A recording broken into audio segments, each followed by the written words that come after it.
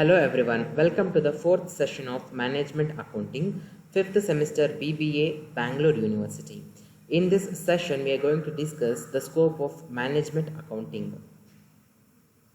Recap of previous class. In the previous session, we discussed the nature of Management Accounting. Scope of Management Accounting: Financial Accounting, Cost Accounting, Financial Management, Budgeting and Forecasting, Inventory Control,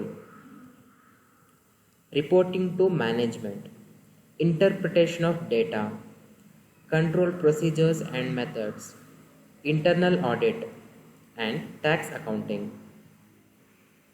Let's briefly discuss the scope of Management Accounting. Financial Accounting.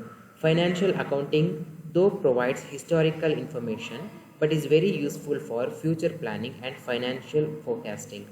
Designing of a proper financial accounting system is a must for obtaining full control and coordination of operations of the business. Cost accounting.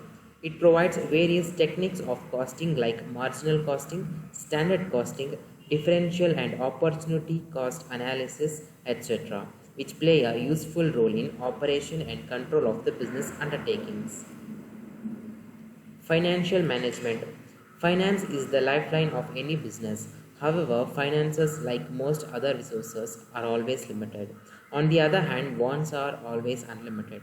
Therefore, it is important for a business to manage its finances efficiently. We will look at the nature, scope, and significance of financial management along with financial decisions and planning. Budgeting and forecasting. Forecasting on the various aspects of the business is necessary for budgeting. Budgetary control controls the activities of the business through the operations of budget by comparing the actual with the budgeted figures, finding out the deviations, analyzing the deviations in order to pinpoint the responsibility and take remedial action so that adverse things may not happen in future.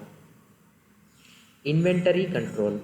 These procedures are integral part of the management accounting process and includes inventory control, cost control, labor control, budgetary control and variance analysis, etc.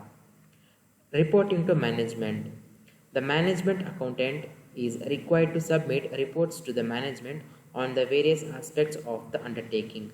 While reporting, he may use statistical tools for presentation of information as graphs, charts, pictorial presentation, index numbers, and other devices in order to make the information more impressive and intelligent.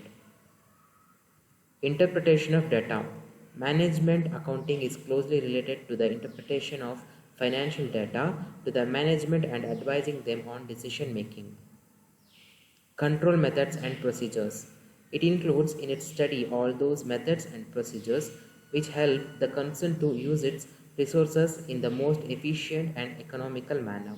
It undertakes special cost studies and estimations and reports on cost value profit relationship under changing circumstances. Internal financial control.